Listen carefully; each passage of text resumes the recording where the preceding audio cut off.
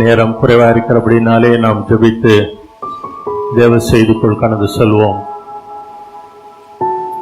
ஜெபம் செய்வோம். வாரம் பரிசுத்த ஆவியானவரே, வாரம் பரிசுத்த ஆவியானவரே, எங்கள் மத்தியில் வந்திருக்கிற பரிசுத்த ஆவியானவரே, உம்மை விசுவாசிக்கிற எங்கள் நெஞ்சத்திலே உம்முடைய அன்பின் தீயை மூட்டியர்களும் பற்பல பாஷைகளின் மூலமாய் ஜாதி ஜாதியான மக்களை விசுவாச உரிமைக்குள் கூட்டி சேர்க்கிற தேவரே, எங்களை உடைய வசனத்திலே பரிசுத்தமாக்கும். உடைய வசனமே சத்தியம் சுவாமி. ஆமென். இந்த நாளுக்காக தெரிந்து கொள்ளப்பட்ட வேத வாக்கியம் அது பரிசுத்த மத்தேயு எழுதின சுவிசேஷம் 6ஆம் அதிகாரம் 12ஆம் வசனம். எங்கள் கடனாளிகளுக்கு நாங்கள் மன்னிக்கிறது போல எங்கள் கடன்களை எங்களுக்கு மன்னியும். எங்கள் கடன்களை எங்களுக்கு மன்னியும். இந்த நாளுக்குரிய தலைப்பு மன்னிப்பு.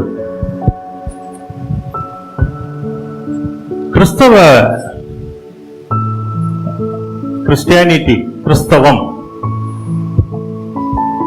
நீங்க பாத்தீங்க சொன்னா அதனுடைய அடிப்படை எதுல இருக்குன்னு சொன்னா 2 காரியங்கள். ஒன்று அன்பு, மற்றொன்று மன்னிப்பு. இந்த 2 காரியங்கள் ஒரு கிறிஸ்தவனுக்கு இருக்கணும். ஆண்டவராகிய இயேசு கிறிஸ்து இந்த பூமியிலே ஜெயிப்பதற்கு அவருக்கு உதவிய மிகப்பெரிய ஆயுதங்களில் ஒன்று இந்த மன்னிப்பு தான்.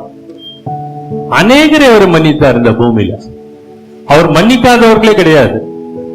அவர் இந்த பூமிக்கு வந்தது மனிதனுடைய மீறுதல்களையும் அவனுடைய அக்கிரமங்களையும் அவன் தேவனுக்கு பிரியமில்லாமல் செய்கின்ற பாவங்களையும் மன்னித்து அவனை தேவ ராஜ்யத்துக்குள் கொண்டு செல்வதற்காக,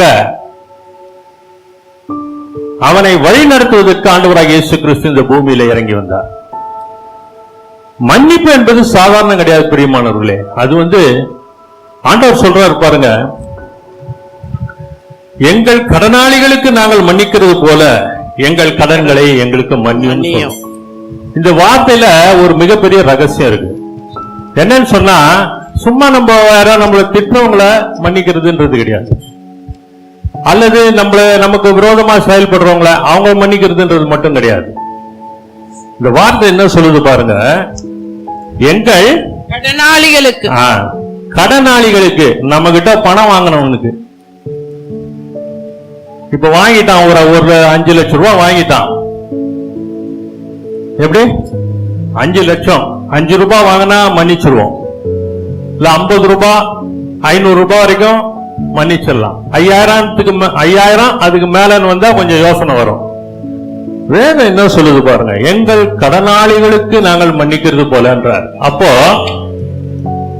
நம்ம கிட்ட இருந்து வாங்கினவங்களா இருந்தாலும் சரி, அல்லது நமக்கு தர வேண்டியவங்களா இருந்தாலும் சரி, அதை நம்ம நல்லா புரிஞ்சுக்கணும்.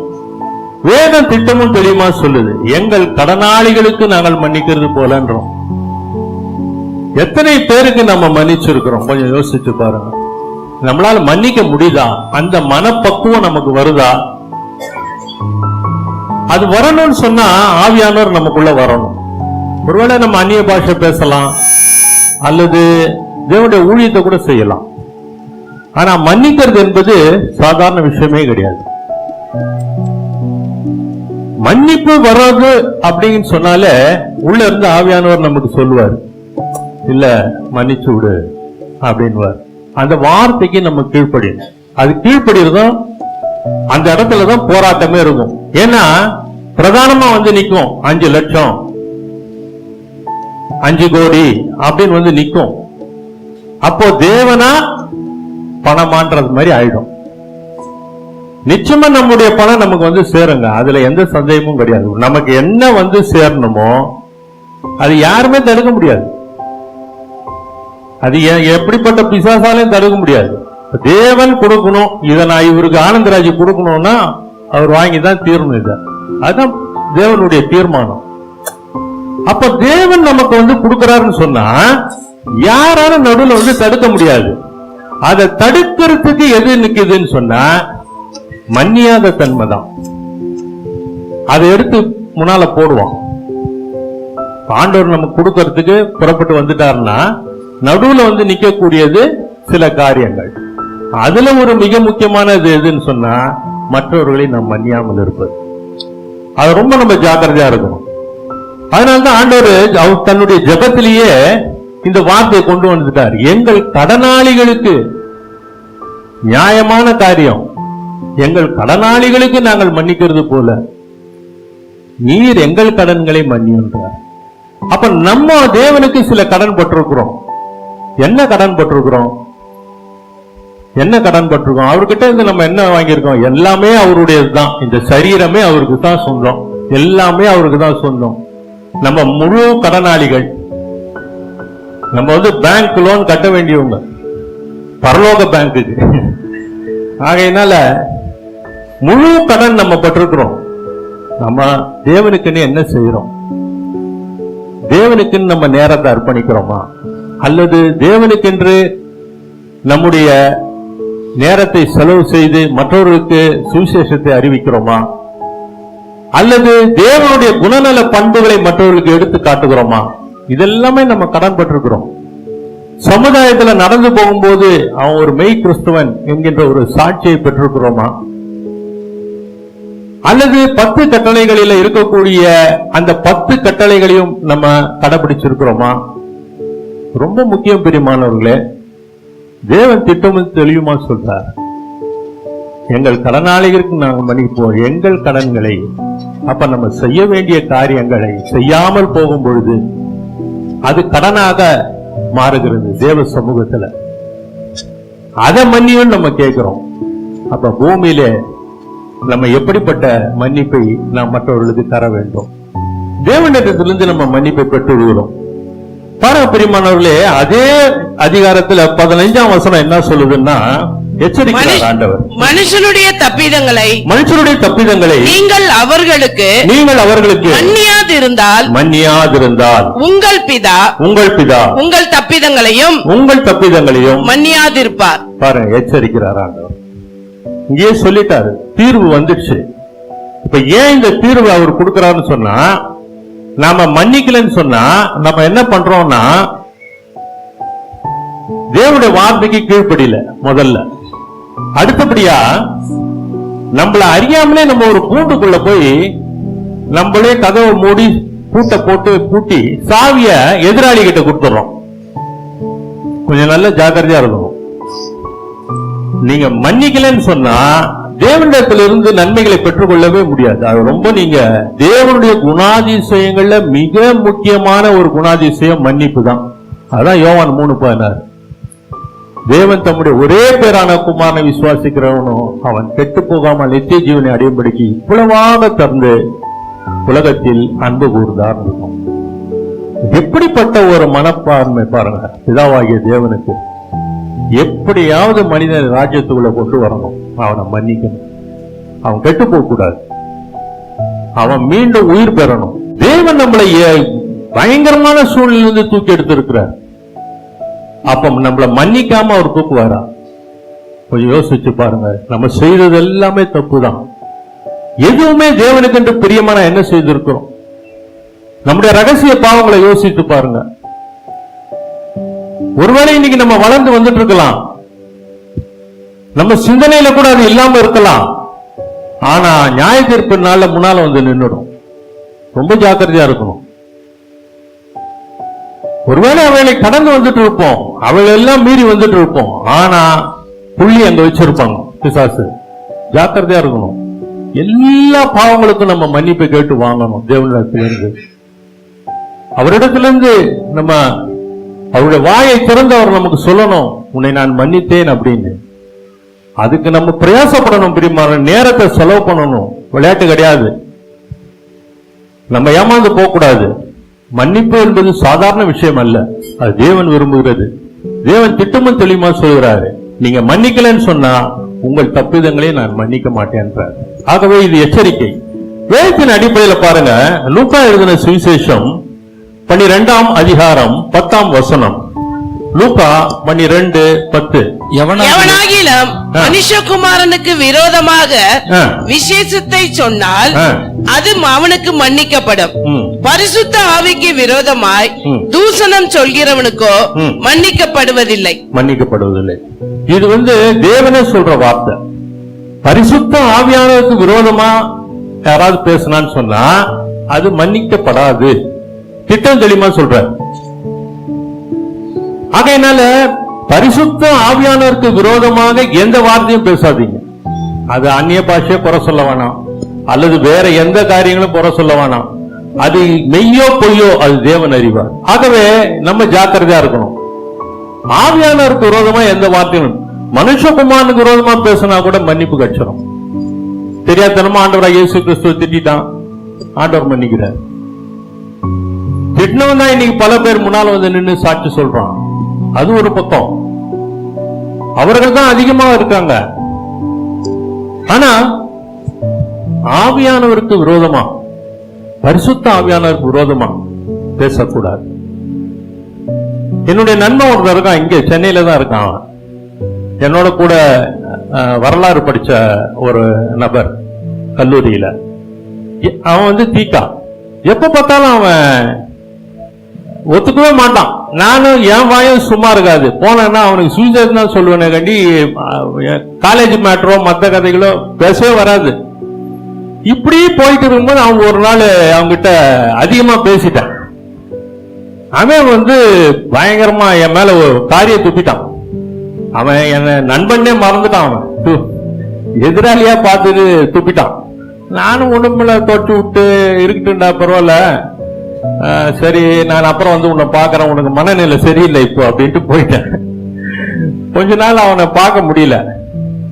அவன் எலக்ட்ரிஷியன், கரண்ட்ல வேலை செய்யறவன், நல்ல ஷார்ப்பான ஆளு. திடீர்னு கை போய் மாட்டிக்கிச்சு, அப்படியே கை பத்திச்சு. நமக்கு தெரியாது எதனால எது நடக்குதுன்னு சொல்லி. அவன் அதிகமா திட்டிடுவான், பரிசுத்த ஆவியானவரை குறிச்சு தப்பா பேசிடுவான். அவனுக்கு தெரியாது. ஆனா என்ன பண்றது? பிரியமானவர்களே, ஜாக்கிரதையா இருக்கணும். தேவ கோபாக்கினை விளையாட்டு கிடையாது. எதற்காக என்ன நடக்குதுன்னு நமக்கு தெரியாது. நம்ம நினைச்சுப்போம் நம்ம தப்பா வச்சுட்டோம் அப்படின்னு. கிடையாது. தேவனுடைய தீர்மானம். அவருடைய தீர்மானம் இல்லாமல் ஒரு சிட்டுக்குருவி கூட தரையில விழாது. அது வேதம் திட்டம் தெளிவா சொல்லும். வேதத்தின் அடிப்படையில் பார்க்கிறோம் பாருங்க பிரியமானவர்களே. மத்தேயு எழுதின சுவிசேஷம் 18ஆம் அதிகாரம் 21ஆம் வசனம் 22ஆம் வசனம். அப்பொழுது பேதுரு அவரிடத்தில் ஆண்டவரே, என் சகோதரன் எனக்கு விரோதமாய் குற்றம் செய்து வந்தால் நான் எத்தனை தரம் மன்னிக்க வேண்டும்? எத்தனை தரம் மன்னிக்க வேண்டும்? 7 தரமோ என்று கேட்டான். அதற்கு இயேசு 7 தரம் மாத்திரமல்ல 770 தரம் மட்டும் என்று உனக்கு சொல்கிறேன். பாருங்க பிரியமானவர்களே, இங்க ஆண்டவர் சகோதரனை குறிச்சு பேச வராங்க. இப்ப இன்னைக்கு அதிகமா பாத்தீங்கன்னாக்கா பூமியில நமக்கு நம்மோடு கூட பிறந்தவர்கள், நம்முடைய இனத்தார், நம்முடைய சொந்தக்காரங்க, ஜனத்தார், அவங்க தான் நீங்க பாத்தீங்கன்னா அதிகமா ஏமாத்துவாங்க. இந்த லேண்ட் விஷயம், பண விஷயம் நம்ம அதிகமா நம்பி இருப்போம். அவங்க அப்படிலாம் செய்ய மாட்டாங்கன்னு, ஆனா அவங்க தான் செய்வாங்க. இதுல சொல்றதுக்கு எதுவுமே கிடையாது. நம்ம அதிகமா நம்புற மக்கள் தான் நம்மளை ஏமாத்துறதுக்கு ரெடியா இருப்பாங்க. ஆனா பேதுரு கேட்கிறாரு, ஆண்டவரே என்ன பண்றது, இந்த மாதிரி இருக்குது, 770 முறை மன்னின்ற. ஒரு முறைக்கு 7 லட்சம் கொடுக்கணும்னா 770 முறைக்கு எத்தனை லட்சம் பாத்துங்க. மன்னின்னு சொல்றாரு, ஒண்ணும் பண்ண முடியலையே. நம்ம அதை கீழ்ப்படிஞ்சுதான் ஆகணும். நமக்கு வர வேண்டியது வந்துடும். அதுல நம்ம தேவன் மேல நம்பிக்கையோட இருக்கணும். அது எப்படியா இருந்தாலும் சேருங்க. அது விளையாட்டே கிடையாது. அது எந்த விதத்துல வேணாலும் சேரும். அது தேவனால் தரப்படுறது. வேதத்தின் அடிப்படை ஆண்டவர் சொல்றாரு, எவ்வளவோ எரிச்சல் மூட்டுறாங்க, எவ்வளவோ நமக்கு கொடுக்க வேண்டிய வீடா இருக்கலாம், சொத்தா இருக்கலாம், நிலமா இருக்கலாம், பணமா இருக்கலாம், நகையா இருக்கலாம், அல்லது வேற என்னவா வேணாலும் இருக்கலாம். நம்ம நினைச்சே பார்க்க முடியாது, ஏமாத்திடுவாங்க தப்புக்கு. வேதத்துல நிறைய வசனங்கள் இருக்கு, நான் அதை குறித்து இன்னும் அதிகமா பேச விரும்பல. சொந்த சகோதரர்களுக்காகவே சொல்லப்பட்டிருக்க வசனங்கள். அன்பு செலுத்தணும், ஆனா ஒரு நாள் அவர்கள் உணர்த்தப்படுவார்கள். ஒரு நாள் வரும்பொழுது கதறி அழும்படியாக செய்வார் கர்த்தர். சகையை எப்படி திருப்பி கொடுத்தாரா அந்த மாதிரி திருப்பி கொடுப்பாங்க. அதனால நம்முடைய நம்பிக்கை, நம்முடைய விசுவாசம் தேவன் மேல இருக்கணும். ஆண்டவர் சொல்றாரா மன்னினா மன்னிச்சோம், அவ்வளவுதான். நான் 1995 ஒரு இடத்துல வேலை செய்யிட்டு இருக்கும் போது அங்க ஒரு நபர் எனக்கு பழக்கமானார். அவர் ஒரு பாஸ்டர் தான். அப்ப நான் அந்த இடத்துல வேலை செய்யிட்டு இருக்கிறேன். அவர் என்ன பண்ணிட்டாரு, என்கிட்ட ஒரு அப்ராட் போனோம், அதனால பணம் தேவைப்படுது, இங்க எனக்கு உதவி செய்ய யாரும் இல்லை. அவர் கேரளா தேசத்தை சேர்ந்தவர். அப்ப அவர் ஒரு இந்து குடும்பத்திலிருந்து மாறி வந்தபடினால அவங்க தாத்தா பீரியட்ல மாறி வராங்க. அவங்க அப்பா இருக்காரு, அவங்க அம்மாவும் இருக்காங்க, இவரும் இவருடைய மகனும் அந்த இடத்துல தங்கி இருக்காங்க. அப்ப என்னோட பேசுறாரு, பழக்கம் வருது, அவர் தன்னுடைய சாட்சியை சொல்றாரு. நான் கேட்கிறேன், எல்லாம் முடிஞ்சிச்சு, வல்லமையா இருக்கு சாட்சி, அவங்களுடைய தாத்தாவுடைய சாட்சி.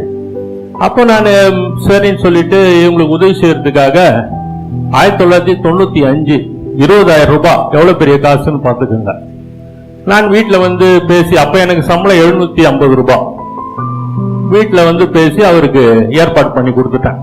அப்ப எங்க அண்ணன் கேட்டாங்க, எப்படிரா இது பெரிய அமௌண்ட் ஆச்சு, இல்ல நீங்க கொடுங்க பாத்துக்கலாம் நான் தரேன் அப்படின்ட்டு. சரி அவரும் கொடுத்துட்டாரு, வாங்கியும் கொடுத்துட்டோம்.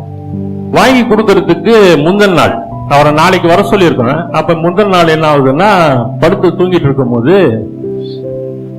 அன்றைய இரவு ஆண்டவர் ஒரு சொப்பனம் காட்டுறாரு. அப்ப அதுல வந்து நான் பாக்குறேன், இந்த பாஸ்டர் வந்து ஒரு டீ கடையில சிகரெட் பிடிக்கிற மாதிரி பாக்குறேன். அப்ப நான் காலையில எழுந்துட்டு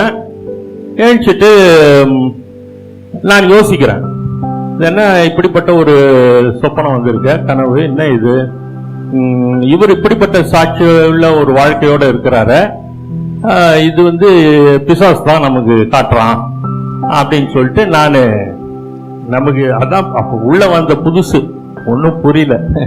92 உள்ள வரேன். அப்போ நான் என்ன பண்ணிட்டேன், இந்த தரிசனத்தை குறித்து அதிகமா யோசிக்காம அவரை வர வச்சு பணத்தை கொடுத்துட்டோம். அவரும் வாங்கிட்டாரு, போயிட்டாரு, முடிஞ்சு போயிடுச்சு. லெட்டர் போட்டாரு, எல்லாம் இது பண்ணாரு. அதுக்கப்புறம் கேரளா போயிட்டாரு. அங்க இருந்து லெட்டர் போட்டாரு, இந்த மாதிரி அமௌண்ட் எனக்கு ஃப்ரீஸ் ஆயிடுச்சு, நான் எனக்கு கிடைக்கல, இன்னும் வந்ததும் தந்துறேன்னு சொல்லிட்டாரு. அப்போ நடுவுல வந்து ஒரு நாள் திடீர்னு வராரு, ஒரு 2000 வராரு உள்ள சென்னைக்கு. அப்போ என்ன ஆயிடுதுன்னு சொன்னா, என்னோட இருக்கக்கூடிய நண்பர்களுக்கு இந்த செய்தி தெரிஞ்சு அவங்க வந்து என்னோட வந்துட்டு எப்படியாவது இந்த பணத்தை வாங்கி கொடுக்கணும்னு சொல்லி வராங்க. அப்போ அதுல ஒருத்தர் என்ன கேட்கிறாரு, நீங்க சொல்லுங்க, நீங்க சொன்னா நாங்க முடிச்சிடுறோம் அப்படின்றாங்க. அப்ப எனக்கு 2 முறை கேட்டுட்டாரு, 3வது முறை இப்ப கேட்க போறாரு. நான் உத்தரவு சொன்னா அது விபரீதம் நடக்கும். அப்போ டக்குன்னு ஆவியானவர் உள்ளுக்குள்ள இடைப்பட்டார். பழி வாங்குதல் எனக்குரியது, நான் பதில் செய்வேன் அப்படின்னாரு. அப்போ எதுவும் செய்ய வேணாம், விட்டுருங்க, ஆண்டவர் பாத்துக்கிறேன்னு சொல்றாருன்னு சொல்லிட்டேன். அவங்க கொஞ்சம் கிண்டலா பேசினாங்க. அந்த சம்பவம் முடிஞ்சு போச்சு. இன்னைய தேதி வரைக்கும் அந்த பணம் என் கைக்கு வரல. ஆனா ஆண்டவர் அன்னைக்கு சொன்ன வார்த்தை மன்னின்னு சொல்லிட்டாரு, மன்னிச்சாச்சு, அவ்வளவுதான். இது வந்து நம்முடைய அறியாமையினால நடக்கிற காரியங்கள். தேவன் எச்சரிச்சாரு, அந்த எச்சரிப்பு நமக்கு புரியல, நம்ம இழந்துட்டோம்.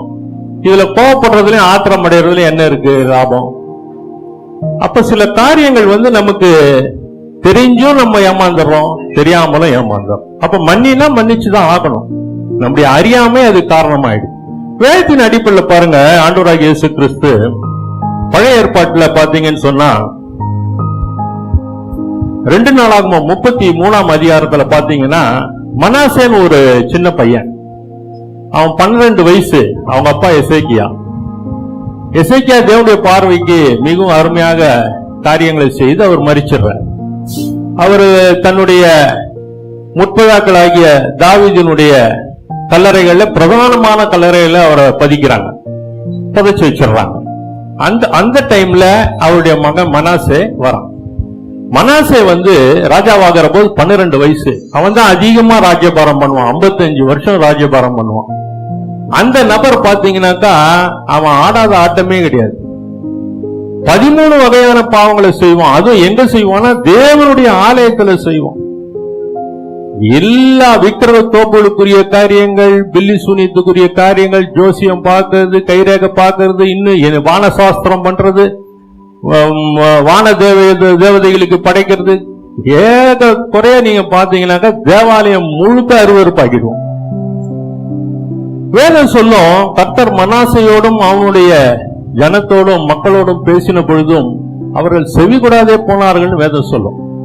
அப்ப என்னன்னாக்கா காது மந்தமாய் போச்சு, சொல்றதை கேட்கவே இல்லை. ஆண்டவர் பார்த்தாரு, சீரிய தேசத்து ராஜாவை அனுப்பி அவனை முச்செடியின் மத்தியில புடிச்சிடறான். நான் கூட கொஞ்சம் யோசித்து பார்த்தேன், அது என்ன முச்செடியின் மத்தியில பிடிக்க, ரொம்ப வேகமா ஓடுறவனா இருப்பான்னு நினைக்கிறாங்க, ரன்னிங்க்கு பிறந்தவனா இருப்பான். பாத்தீங்கன்னாக்கா முச்செடின்றது என்னன்னா பெரிய பெரிய முட்புதர்களை கம்புல கட்டி அப்படியே சுத்தி வச்சிருவாங்க, எங்க ஒன்னாலும் கீறிடும். அதன் மத்தியில பிடிக்கிறாங்க அவனு. வேதத்தின் அடிப்படையில படிச்சு பாருங்க, நேரம் இல்லாதனால நான் வேகமா போறேன். அப்படிப்பட்ட ஒரு வேகமாக ஓடக்கூடிய ஒரு நபர், சின்ன வயசுதான் அவனுக்கு, முச்செடிகள் மத்தியில பிடிச்சிட்டாங்க. பிடிச்சதும் அவனுக்கு விலங்குகளிட்டு கொண்டு போறாங்க. அப்ப வசனம் சொல்லும், ஒரு வசனம் பாருங்க, அவன் தன் தேவனாகிய கர்த்தரை நோக்கி 2:33 பாருங்க,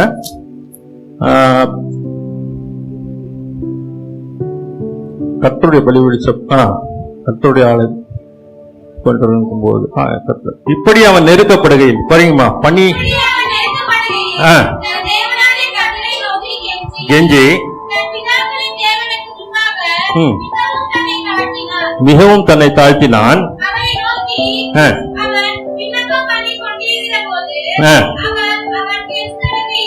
இறங்கி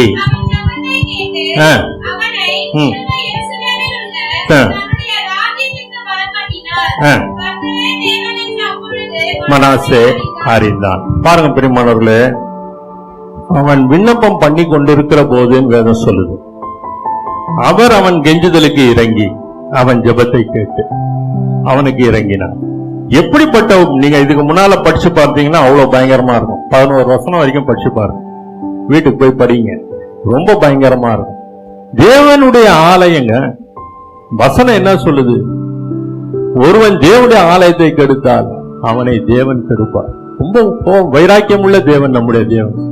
இந்த சரீரமாகிய ஆலயம் அன்றைய காலகட்டங்கள்ல தேவனுடைய ஆலயம், சாலமோன் கட்டின தேவாலயம் ரொம்ப முக்கியம் ஆண்டவருக்கு. ஆலய தொழுதல் சாலமோன் நன்று.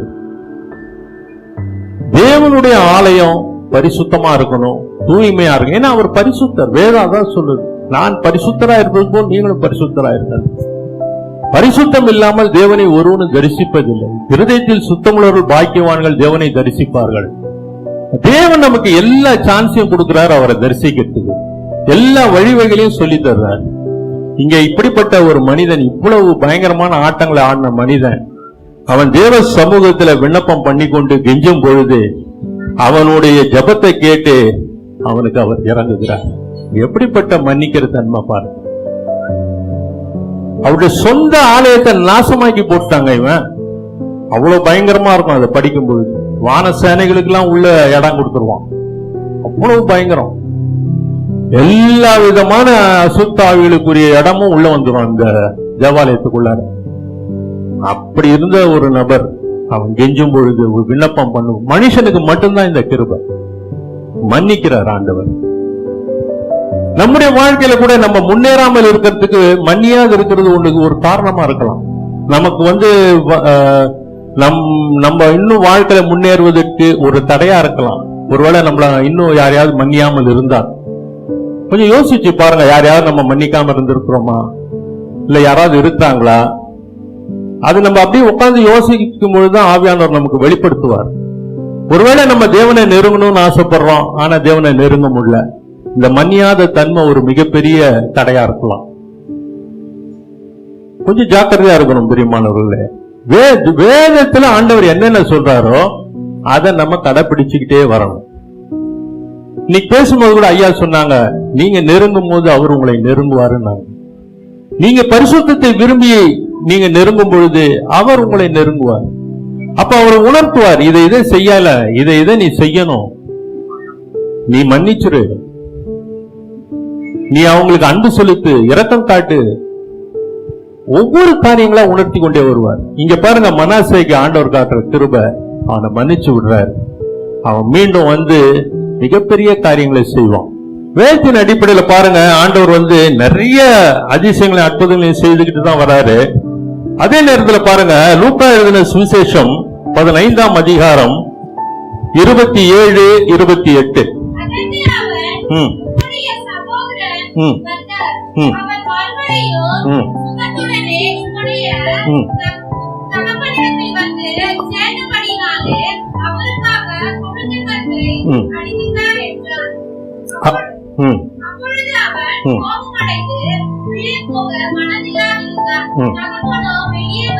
அவனை வருந்தி அழைத்தான். இது நம்ம எல்லாருக்குமே தெரியும், நிறைய காரியங்கள். இதுல இந்த கெட்ட குமாரனுடைய சரித்திரத்தை நம்ம படிச்சிருக்கிறோம், நிறைய முறை நம்ம படிச்சிருக்கோம். ஆனா இங்க அதிகமா பாத்தீங்கன்னு சொன்னா, இந்த பெரியவனை குறிச்சுதான் வேதம் அதிகமா சொல்லும். அவன் உள்ள போக மனதில்லாது இருந்தான், அவன் அவனுக்கு மன்னிக்கிற தன்மை இல்லை அப்படிங்கிற காரியங்கள்லாம் சொல்லும். ஆனா நீங்க பாத்தீங்கன்னு சொன்னா அது நியாயமா தான் இருக்கும். பார்க்கும் பொழுது கூடவே இருக்கிறான், தகப்பனுடைய கஷ்ட நஷ்டங்கள்ல கூடவே இருக்கான், தகப்பனுடைய அனைத்து காரியங்கள்லயும் கூடவே இருக்கான். தகப்பனை விட்டு போல, அவருக்கு தெரியாம எந்த ஒரு பொருளையோ அல்லது ஒரு ஆட்டுக்குட்டியை கூட அவன் எடுத்து அதை தன் நண்பர்களுக்காக செலவு பண்ணல. அப்படி இருக்கக்கூடிய ஒரு சூழ்நிலை. ஆனா இளையகுமாரனும் பங்கை பிரிச்சுக்கிட்டான், சொத்தை வாங்கிட்டான், உறவை கட் பண்ணிட்டான். எந்த விதத்திலையும் நான் இந்த வீட்டுக்கு ஒரு லீகல் ஏர் இல்ல, நான் இதுல எந்த விதத்திலும் எனக்கு இங்க சம்பந்தம் இல்லைன்னு சொல்லி துண்டித்து அவன் போயிட்டான். அவன் தன்னிச்சையாக எல்லாவற்றையும் எடுத்துக்கொண்டு போயிட்டான். ஆனா பெரியவனும் கூடவே இருக்கான், எல்லாம் இது பண்றான், எல்லா விதத்திலும் அவனுக்கு தகப்பனுக்கு பிரயோஜனமா இருக்கான். ஆனா தகப்பன் இங்க என்ன பண்றாருன்னா, அந்த இளையகுமாரன் திரும்பி வரும்பொழுது மூத்த குமாரன் கிட்ட எந்த உத்தரவும் கேட்கல. அவரு அல்லேலூயா ஆமென். ஆக எந்த விதமான உத்தரவும் கேட்கல. கேட்காம அவரு டைரக்டா இவனை வா உள்ள வந்துருன்ட்டார். இது கொஞ்சம் எப்படி இருக்கும் நீங்க யோசிச்சு பாரு. நம்ம வீடுகள்ல இது இப்படி நடந்தா எப்படி நம்மளால ஏத்துக்க முடியும்? கொஞ்சம் யோசிச்சு. சொத்து கித்து எல்லாம் வாங்கின்னு போயிட்டான். இப்ப வரும்போது காலில் சப்பல்ஸ் கிடையாது, சட்டை கீஞ்சு போய்க்குது, அரை டவுசரோட வரான். எப்படி இருக்கும்? வந்ததை நம்ம அப்படியே முகமலர்ந்து வரா தம்பி அப்படின்னு கூப்பிடுவோமா? எப்படி இருக்கும் கொஞ்சம் யோசிச்சு பாரு. ஏன் அவனை ஏத்துக்கிறார்? ஏன் அவனை ஏத்துக்கிறாருன்னு சொன்னா, முதல்ல அவன் அறியாமலே போயிட்டான், எல்லாத்தையும் இழந்துட்டான். அவனுக்கு ஆத்துமான்னு ஒண்ணு இருக்குது. அந்த ஆத்துமாக்கு ராஜ்யம் கிடைக்க வாய்ப்பு உண்டு. அந்த ஆத்துமா அவங்கிட்ட இருக்கு. ஆகவே பிதா அவனை வான்னு கூப்பிடுறாரு. அந்த ஆத்துமாக்காக தான் மன்னிப்ப, வேற யாருக்கும் எதுக்கும் கிடையாது. சரீரம் மண்ணுக்கு போயிடுங்க, ஆவி தன்னை தந்த தேவனிடத்துல போயிடும். ஆத்துமா எங்க போகும்?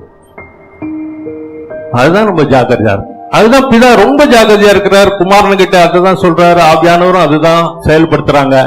ஆத்துமா வீணா போயிடக்கூடாது. பிசாசினுடைய கண்ணோட்டம் சரீரத்தை அழிச்சு ஆத்மாவை பாதாளத்துக்கு கூட்டு போயிடும். இதுதான் அவனுடைய தீர்மானம். ஆனா தேவனுடைய தீர்மானம் சரீரத்தை மன்னித்து ஆத்மாவை ராஜ்யத்துக்குள்ள ஈடேற்றும். அதுதான் தேவனுடைய தீர்மானம். அதனால இந்த இடத்துல ஏன்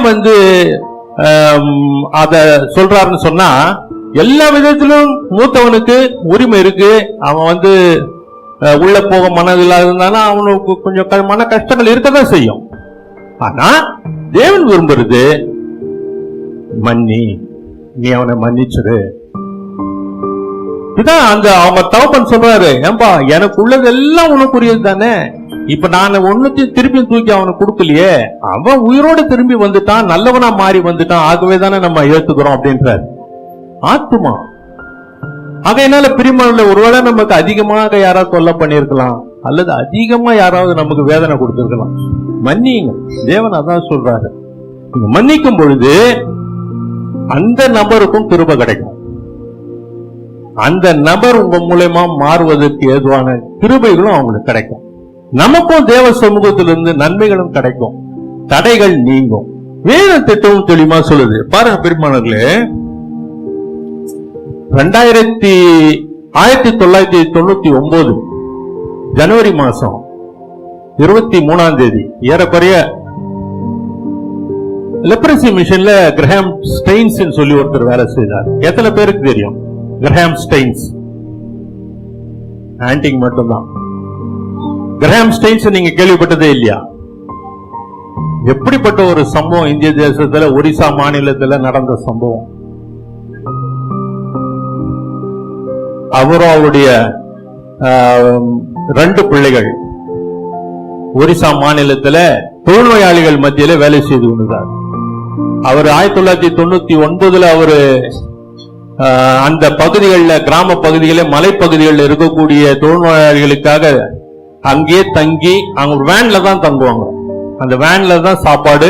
அவரும் அவருடைய 2 பிள்ளைகளும், பிலிப் திமோத்தேயின் சொல்லி 2 பேர், அவங்க தங்கிக்கிட்டு இருக்கும் பொழுது பஜ்ரங் தள் அங்கு சொல்லுகின்ற அந்த இயக்கத்தினருடைய கூட்டத்தார் இரவு நேரத்துல படுத்து தூங்கிட்டு இருக்கும்போது அந்த வேனை கொளுத்திடுறாங்க. அப்படியே கொளுத்திட்டாங்க. அந்த அவரு ஸ்டெயின்ஸ் அவருடைய 2 பிள்ளைகளும் துடி துடிக்க கதறி அழுது அதே வேன்ல பற்றி எரிந்து மரித்து போனார்கள். அரசாங்கம் அதுக்கப்புறம் 2003 அந்த கேஸ் இன்வெஸ்டிகேட் பண்ணி அதுக்கப்புறம் தாரா சிங் என்றவரை பிடிச்சி ஜெயில போட்டு இன்னைக்கும் அவர் ஜெயில இருக்கார். அவருடைய மனைவி வந்தாங்க. அவங்க அந்தமா வந்து ஜெயில இருக்க தாரா சிங்க பார்த்து, உன்னை நான் மனப்பூர்வமா மன்னிக்கிறேன், உன்னை நான் மனப்பூர்வமா மன்னிக்கிறேன், எந்த விதமான மனக்கசப்பும் என்னுடைய உள்ளத்துல இல்லை, நான் உன்னை மனப்பூர்வமா மன்னிக்கிறேன்னு சொல்லிட்டு போயிட்டான். பாருங்க பெரியமானவர்களே, 2 ஆண் பிள்ளைகள், தன்னுடைய கணவர். இப்ப அந்த அம்மா ஒரே ஒரு பொண்ணோட, ஒரு பொம்பளை பிள்ளை அவங்களுக்கு இருக்கிறாங்க. எவ்வளவு மனவேதனை இருக்கும், எவ்வளவு மன கஷ்டங்கள் இருக்கும். அயல் தேசத்து, ஆஸ்திரேலியா தேசத்தை சேர்ந்தவர்கள் அங்கிருந்து வந்து நம்ம மக்கள் பாதிக்கப்பட்டிருக்கிற இந்த சாதாரண மக்கள் இல்ல, தொழுநோயாளிகள், அவங்களுக்கு அவங்க பணிவிடை செய்யறாங்கன்னு சொன்னா, அவங்க காயங்களை தொடச்சி மருந்து போட்டு சில நேரத்தில் அவங்கள குளிப்பாட்டுவாங்க. அதெல்லாம் ரொம்ப கஷ்டமான செயல். அப்படி செய்யக்கூடிய நபர், அவரோட சின்ன பிள்ளைங்க 2 பேரும், ஒருத்தனுக்கு தான் 13 வயசு நினைக்கிறேன், அடுத்தவன் ரொம்ப சின்னவன். எப்படி இருந்திருக்கும் அந்த வேனுக்குள்ளார அவங்க பற்றி எரியும் பொழுது. பாருங்க, அந்த அம்மா வந்து மன்னிக்கிறேன்னு சொல்லிட்டாங்க. இன்னைக்கு நம்ம தேசத்தில் இருக்கக்கூடிய ஒரு மிகப்பெரிய அரசியல் அதிகாரி அந்த நாட்கள்ல அங்க கவுன்சிலரா இருந்தாங்க. பாருங்க பிரியமானவர்களே, எப்படிப்பட்ட ஒரு நிலை, எப்படிப்பட்ட ஒரு நிலை. மன்னிக்கிற தன்மைகள் மிக முக்கியம் ஒரு கிறிஸ்தவனுக்கு. அதை நம்ம மன்னிச்சுதான் ஆகணும். அதை நம்ம வந்து பயிற்சி, அதை நம்ம செய்துதான் ஆகணும். அப்பதான் நமக்கு தேவனிடத்திலிருந்து சமாதானம், சந்தோஷம். இன்னைக்கு நிறைய பேருடைய வாழ்க்கையில இல்ல. ஏன்? ஏமாத்திட்டான் ஏமாத்திட்டான் ஏமாத்திட்டான் அதையே யோசிக்கிறோம். ஏமாத்திட்டான், சரி விடு, என்ன பண்றது? இதுக்காக நம்ம போய் பாவம் செய்ய முடியாது. இதுக்காக நம்ம போய் தப்பான காரியங்களை செய்து இன்னும் அதிகமான பாவத்தை நம்ம ஏத்திக்க முடியாது. நம்ம முதல் பாவத்திலிருந்து விடுதலையாய் வெளியே வர்றதுக்கு எவ்வளவு கஷ்டப்பட்டோம் நமக்கு தெரியும். திருப்பியும் போய் அதுக்குள்ள நம்ம சிக்கிக்க கூடாது. நம்ம வந்து இன்னும் நம்முடைய மனக்கண்கள் திறக்கணும். கொஞ்சம் யோசித்து பாருங்க. இன்னைக்கு நம்ம அழகான வஸ்திரம் தெரிச்சு உட்கார்றோம்னு சொன்னா, நமக்காக அவர் வஸ்திரம் உரிக்கப்பட்டார். அப்படிப்பட்ட ஒரு சூழ்நிலையில தொங்கிக்கிட்டு இருக்கும் போது அவர் சொல்றார், பிதாவே இவர்களை மன்னியும், இவர்களை மன்னியுன்றார். எப்படிப்பட்ட ஒரு மனநிலை நம்ம ஆண்டவராகிய இயேசு கிறிஸ்துவுக்கு யோசிச்சு பாருங்க. ரொம்ப கஷ்டம். அந்த நம்ம கொஞ்சம் யோசித்து பாருங்க. கொஞ்சம் வஸ்திரம் விலகினாலே நமக்கு நம்முடைய மனசு நமக்கு ஒத்துக்காது. டக்கு நம்ம அதை மறைக்கிறதுக்கு நம்மள முயற்சி செய்வோம். 2 கைகள் அடிக்கப்பட்டு சிலுவையில போய் அரைஞ்சிடுச்சு. 2 கால்கள் முடக்கப்பட்டு ஆணிகள்ல அடிக்கப்பட்டிருக்குது. வஸ்திரங்கள் உரிக்கப்பட்ட நிலை. எதை கொண்டு அவர் எப்படி மூடுவார் தானே? வரவங்க போறவங்க எல்லாம் எவ்வளவு பேர், எவ்வளவு லேடிஸ் அங்க இருக்கிறாங்க, எவ்வளவு ஜென்ஸ் அங்க இருக்கிறாங்க. கொஞ்சம் யோசிச்சு பாருங்க. அந்த நிலையில மன்னிக்கிறார். ஆமென். நாமும் ஒருவரை ஒருவர் மன்னித்து கர்த்தருடைய நாமம் மகிமைப்படும்படியாக நாம் பெற்றுக்கொள்ள வேண்டிய ஆசீர்வாதங்களை பெற்றுக்கொள்ள மன்னிப்பு ஒரு தடையா இராதபடிக்கு மற்றவர்களை இலவசமாய் மன்னிப்போம். கர்த்தர் நம்மை ஆசீர்வதித்து வழிநடத்தி காப்பாராக. ஆமென்.